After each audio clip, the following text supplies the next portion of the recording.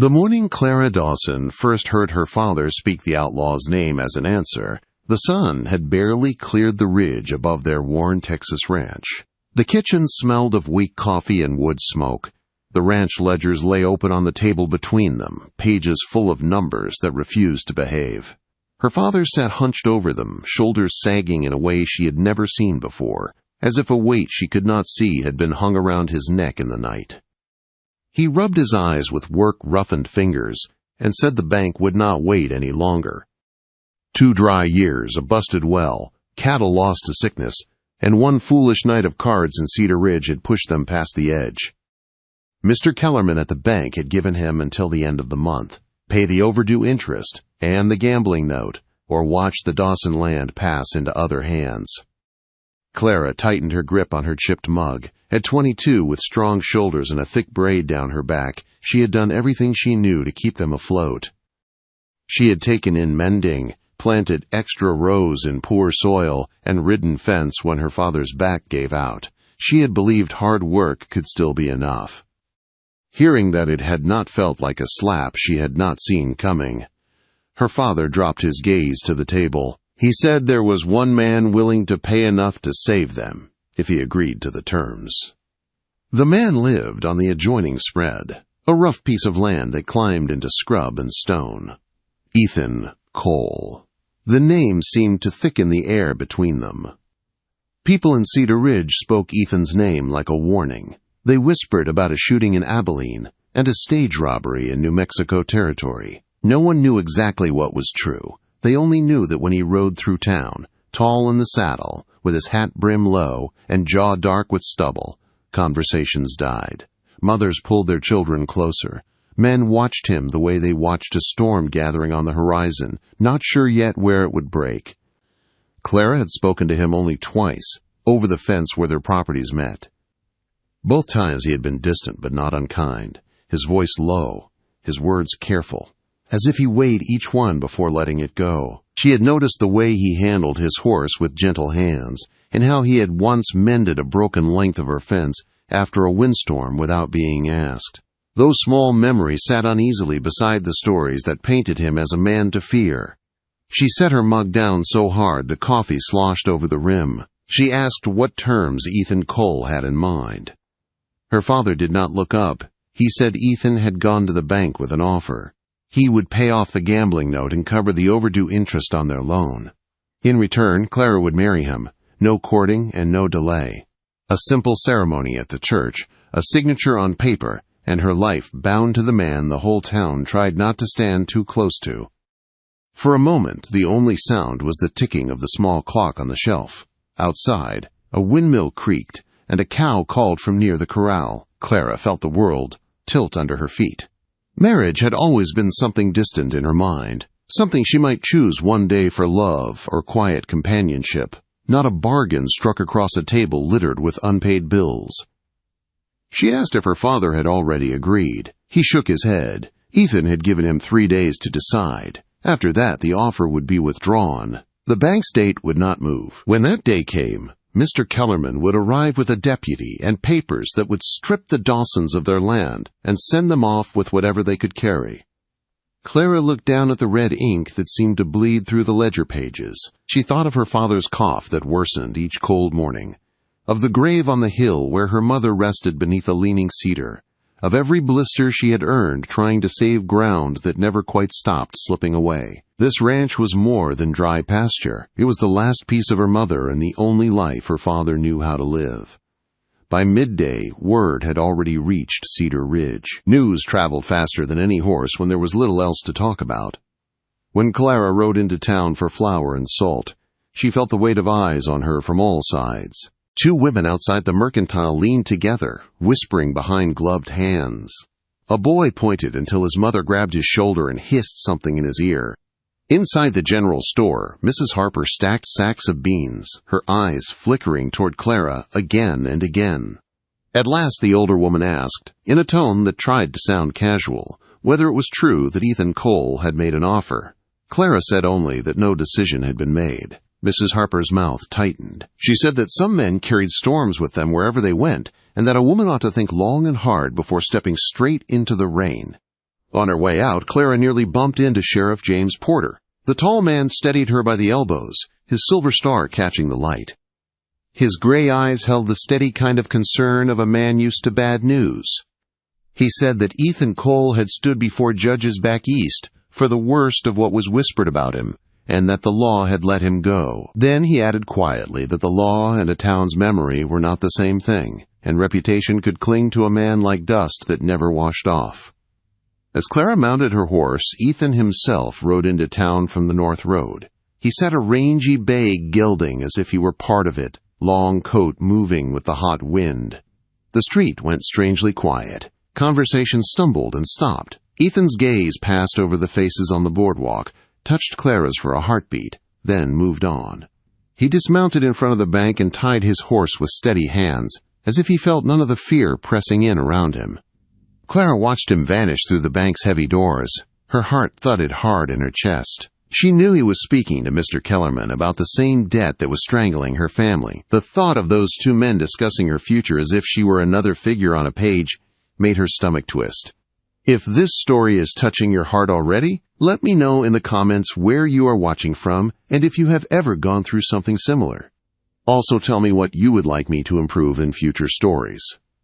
That evening, the sky burned orange and purple over the ridge as Clara walked the fence line alone. She dragged her fingers along the rough posts, feeling every splinter. Across the boundary, beyond a patch of scrub oak, she could see the dark line of Ethan Cole's land. A thin ribbon of smoke rose from the chimney of his cabin. Somewhere out there, the man everyone feared was likely eating supper in quiet, while her own house felt as if it were holding its breath. Her father waited on the porch when she returned, hat in his hands, shoulders slumped under the weight of the choice he had placed before her. He said that if she refused, he would not blame her. He could take his chances with the bank. Maybe he would hire himself out on someone else's spread. They might lose everything, but at least her life would still belong to her. Clara knew it was not that simple. His cough had deepened to a low rasp that shook him at night when he thought she was asleep. The bank would never lend a sick, landless man enough money to start over. Once the Dawson Ranch slipped from their hands, it would be gone for good. The picture of her father bent over another man's herd, working himself into the grave, would not leave her mind. Sleep did not come easily. Clara lay awake, listening to the old house creak and settle around her. In the dark, Ethan Cole's face rose in her memory. Not the shadowed shape that lived in town gossip, but the man she had seen at the fence last spring, handing her a coiled rope she had dropped. His hands had been scarred but careful. His eyes, under the brim of his hat, had held a tired watchfulness, as if he were always measuring something inside himself. Near dawn, when the first pale light touched the window, Clara sat up. Her decision had formed slowly through the night, solid and cold. She could not watch her father lose everything he had worked for and wither under someone else's orders. She could not abandon the land that carried her mother's memory in every ridge and cedar tree. She rose, dressed in her plain blue calico, and braided her hair with steady hands. When she stepped into the kitchen, her father looked up and saw the answer on her face before she spoke. He did not argue or plead. He only nodded once, grief and gratitude warring in his eyes. Clara saddled her mare as the sky in the east turned soft and pale. The air felt cool against her cheeks, carrying the scent of dust and mesquite. Fear twisted in her stomach, but beneath it there was something else she could not yet name. A thin thread of stubborn courage pulled tight. She nudged her horse toward the rocky trail that led to Ethan Cole's place. Each hoofbeat thudded in the still morning. When she crested the low ridge that separated their lands, she saw his cabin below, smoke curling from the chimney, a dog trotting the yard. Clara drew a long breath, gathered her courage like a cloak around her shoulders, and started down the slope toward the man the town feared most, riding, step by step, into the rest of her life. Ethan opened the cabin door before Clara had fully crossed the yard. For a moment, they only looked at each other. Two people bound by a bargain neither had spoken aloud. The dog at his side, a broad-chested mongrel with one torn ear, watched her with calm, curious eyes and a slow thump of his tail.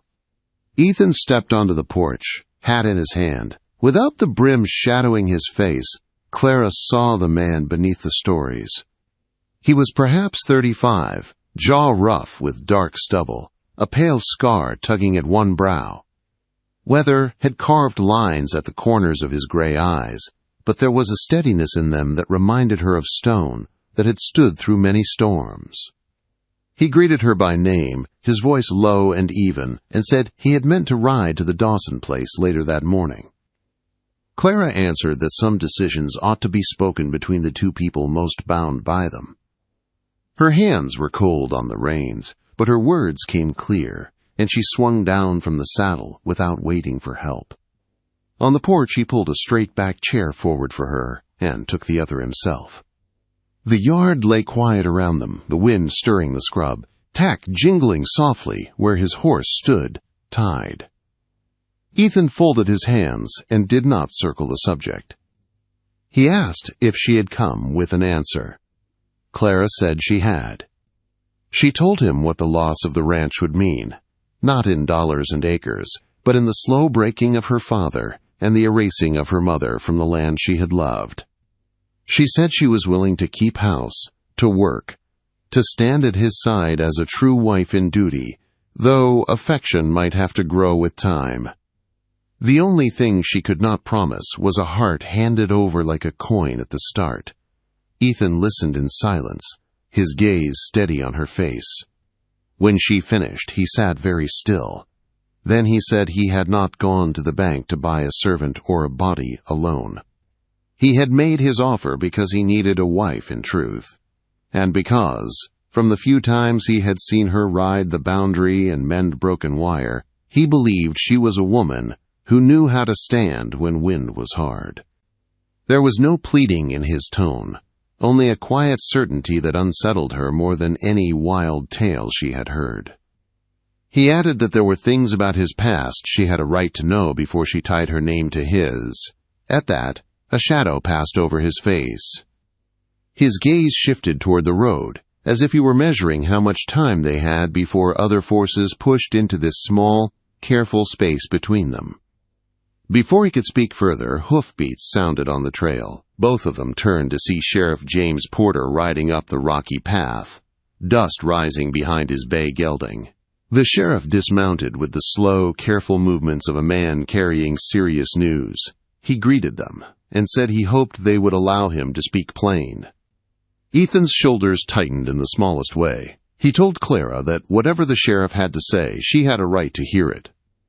Sheriff Porter's gray eyes moved from one to the other, weighing, and then settled on Clara, as if he were testing how much truth a young woman's spine could carry. He said that word had reached him from Abilene by way of a freight driver. A man who had once ridden with Ethan, back when he wore another name, had been seen in these parts asking questions. The law was not hunting Ethan, the sheriff said, but trouble often followed certain men like dust clouds. He wanted no gun smoke drifting over Cedar Ridge because of grudges born in some other town. Clara felt a chill despite the rising sun. She looked at Ethan, half expecting him to flare in anger or deny it all. Instead, he sat very still, jaw tight, as if bracing for a blow he had long known would come. He thanked the sheriff for the warning and said he would deal with any man who came looking for him. His voice did not rise, but there was a hard steel running through it that made the sheriff's mouth flatten. Sheriff Porter turned to Clara. He asked if she understood the kind of life she might be stepping into. Marriage to Ethan Cole would not be the quiet existence many women in town enjoyed. There would be whispers at church, doors that opened slower than they once did, and perhaps one day riders bringing old anger from far-off places. He said gently that a woman ought to look that square in the face before she said her vows. Her heart pounded so hard she could feel it in her throat. Yet as the sheriff spoke, something besides fear stirred in her. For weeks she had weighed only duty and dread. Now she saw there was a third measure on the scales, and it belonged to her own courage. She told the sheriff she knew there was risk in tying herself to Ethan, but there was risk in doing nothing as well. The bank's papers and the slow dying of her father's spirit were another kind of danger. quieter but just as deadly. The sheriff studied her for a long moment, then gave a short nod, like a man satisfied he had done what he could. He said that if the wedding went forward, he meant to be there. A woman making such a stand deserved to see at least one badge near the front pew, even if the town's finest dresses chose the back. With that, he tipped his hat, mounted up and rode away, leaving a curtain of dust and a deep silence behind him.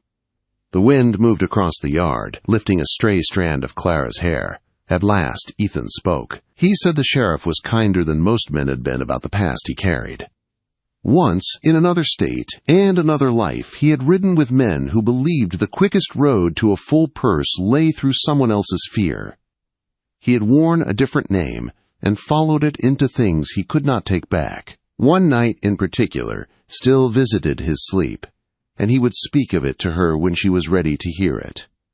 He said the worst stories told about him in Cedar Ridge were not fully true, but they were not born from empty air either. He had learned to live with people's suspicion, to let it roll off him like rain off rock. What he did not know was whether he had any right to ask a woman to stand beneath that same cloud. Clara felt as if she stood on a narrow bridge over a deep gully. On one side lay the life she had known, worn thin and cracking apart. On the other lay country she could not quite see, full of risk and unknown roads. The man in front of her did not pretend the path would be easy. That plain honesty, more than any sweet promise, steadied something inside her. She said that every soul carried shadows, and that gossip had never mended a fence or filled a flower bin. If she was to be his wife, she would rather walk into his past with her eyes open than be shut away and treated like a child. Hearing her own voice firm and sure sent a small shiver through her. Somewhere between the ledger on her father's table and this quiet yard, she had stepped over a line she could not uncross. A slow, reluctant respect flickered across Ethan's face. He rose and said that if she still wished it, he would ride with her to the Dawson Ranch and speak to her father. They would see the preacher, set a day, and pay the bank before Kellerman could lay a finger on her family's land. Clara stood too, her knees a little weak. As she stepped off the porch, her boot caught on a loose board, and she stumbled. Ethan's hand shot out, catching her elbow with swift, steady strength. For a heartbeat she felt the solid warmth of him through her sleeve, a simple human touch that did more to scatter the worst of the stories than anything he had said. He released her quickly, almost carefully, as if afraid to startle her. They walked to the horses side by side, no longer stranger and outlaw, but two people holding to the same hard choice. Ethan swung into the saddle and turned his bay toward the trail. Clara mounted her mare and moved in beside him. The path back to the Dawson Ranch stretched ahead, rutted and familiar.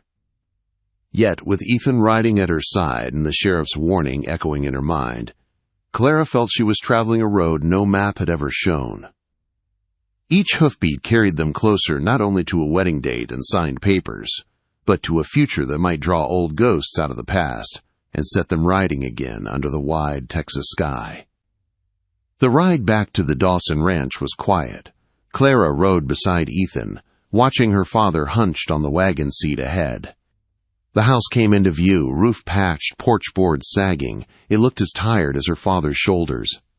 They halted in the yard. Mr. Dawson climbed down with care, hat in his hands, eyes moving from Ethan to Clara. He asked if this was truly what she wanted, not just to save the land. Clara felt fear and resolve wrestle inside her. She told him she wanted him to finish his days on his own acres and her mother's grave to remain under their cedar.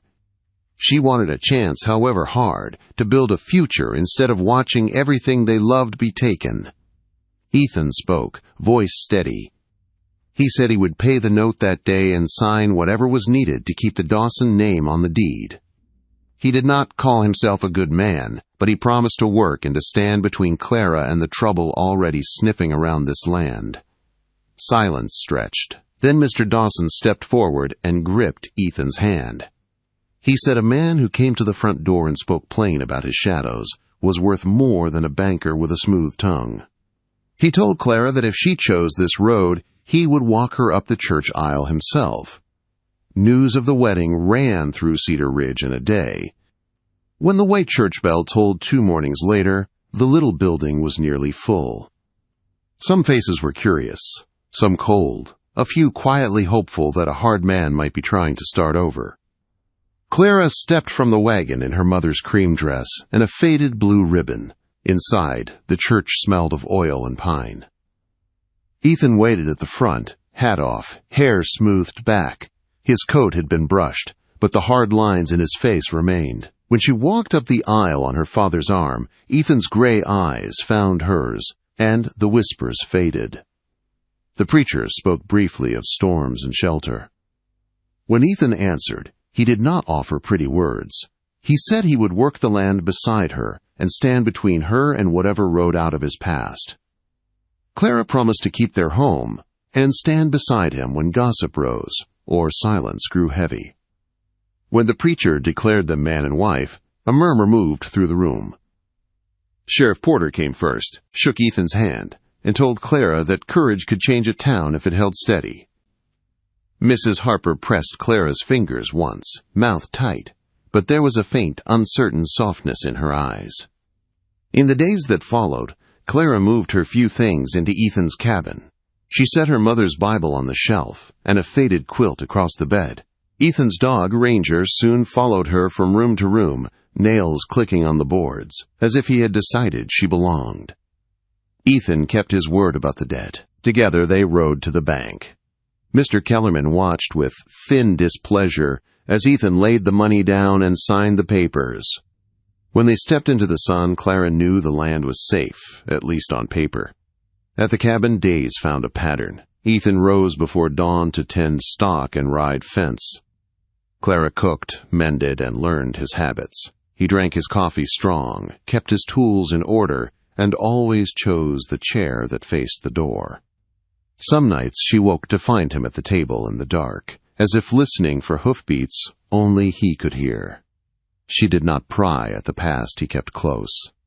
Instead, she offered small kindness. A hand on his shoulder, a second cup of coffee, a lantern left burning when sleep would not come. Slowly the sharp edges between them wore down.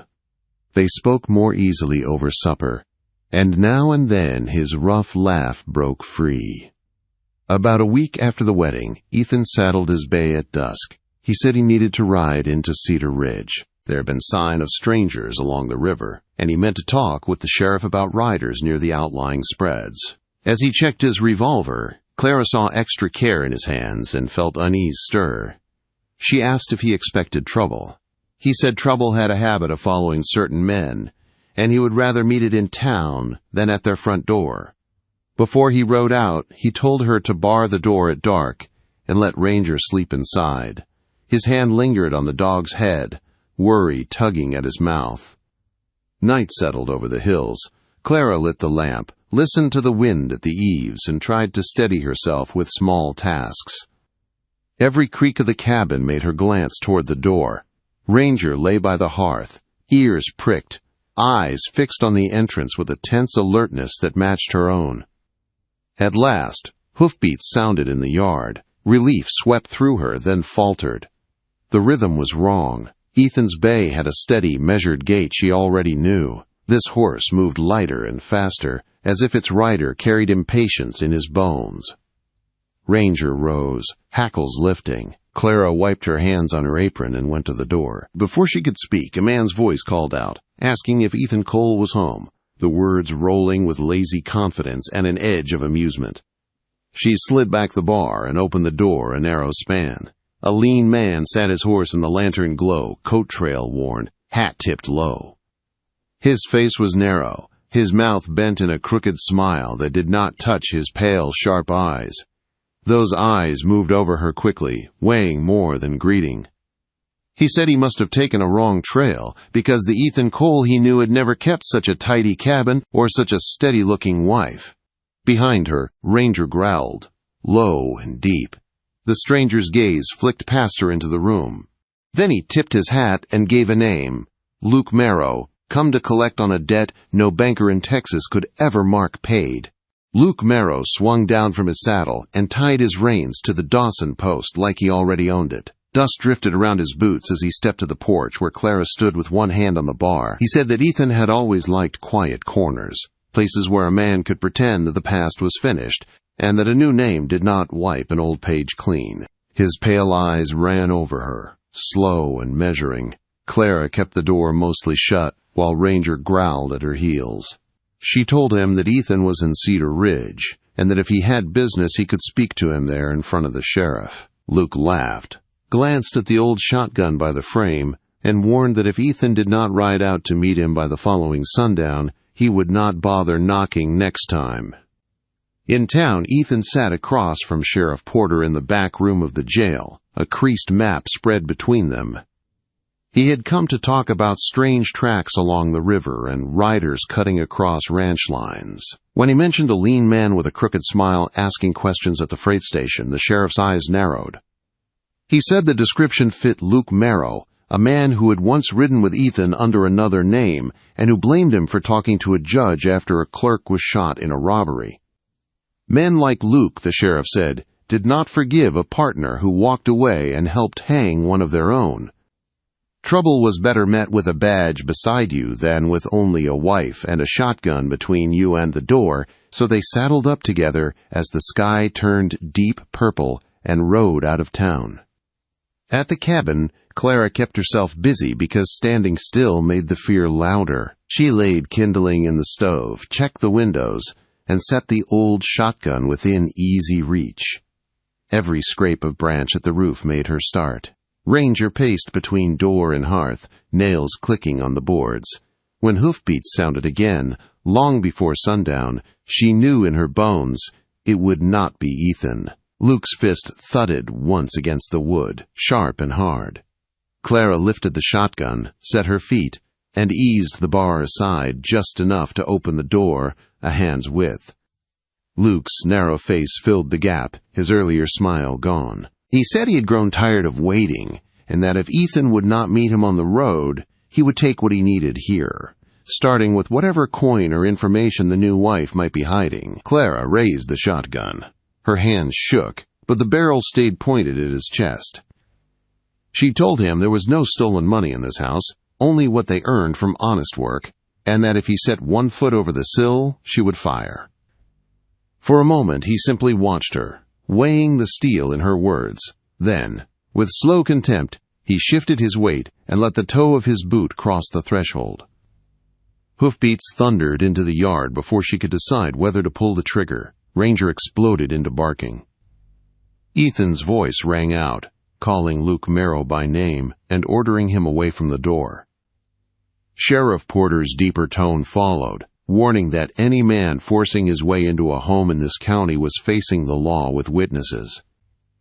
Luke stepped back into the open, turning slowly. Through the narrow crack, Clara saw Ethan and the sheriff swing down from their horses, the sheriff's rifle already in his hands. Luke laughed once and said this was just like Ethan, hiding behind a badge and a woman with a gun, then flung pieces of the past into the yard, telling how Ethan had once ridden with their gang and stood in a robbed store with a dead man on the floor.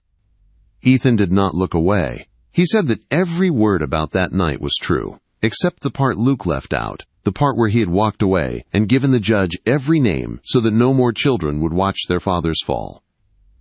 Sheriff Porter glanced toward the door and saw no slammed shutter, only the steady shadow of a woman who had chosen to stand in a house built on this truth. He lifted his rifle and told Luke he was under arrest on old warrants and new, and to lay his gun down. For an instant the yard held its breath. Pride and fury flashed in Luke's eyes. Then he cursed and went for his weapon in a blur of motion. 2 shots cracked almost together, one from the yard, one from the doorway. The sound slammed against the cabin walls and rolled out over the dry fields. When the smoke thinned, Luke lay on his back in the dust, his revolver knocked from his grasp, blood darkening his sleeve where the sheriff's bullet had torn through his shoulder. Clara realized her own shot had gone wide into the yard. Sheriff Porter towed the fallen gun away and bound Luke's hands with rawhide. He said Luke's riding days were over, at least under the open sky, then hauled him to his feet and started the long ride back toward town with Ethan riding beside him in grim silence. By the time they disappeared over the ridge, the sky in the east was already paling. Ethan stood in the yard, shoulders tight, watching until horse and riders were gone, then turned toward the porch. Clara stepped out, the shotgun hanging slack in her hands. Dawn light showed the strain on her face, and something steadier beneath it. She said that she had heard every word Luke had thrown, and every word Ethan had answered with, and that the man who had walked away from that gang, and the man who had stood here tonight, were the same. And that was the man she had chosen. Something in Ethan's expression eased, as if a long-held rope inside him had finally been cut. He said that he could not promise her a life without whispers or hard winters, but he could promise to face them beside her with nothing left hidden, and she set the gun aside and took his hand. In the weeks that followed, Sheriff Porter made sure the town knew how Luke Merrow had ridden in Spoiling for Blood, and how Ethan had stood with the law instead of against it. The story went ahead of them, softening some glances. Mrs. Harper began to save the better flour for Clara.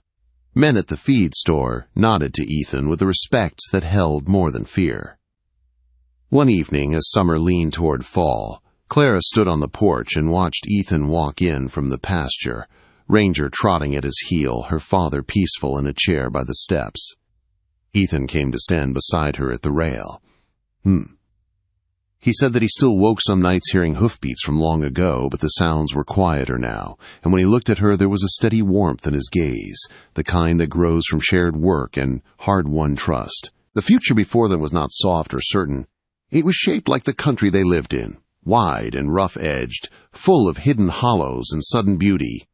Yet, as the light faded and the first stars appeared over the ridge, she knew that whatever rode toward them on those far ridge lines, they would meet it together, no longer feared outlaw and desperate bride, but husband and wife who had chosen each other in the face of both debt and danger. If this story moved you, please hit the like button and subscribe for more emotional Wild West stories that will touch your soul.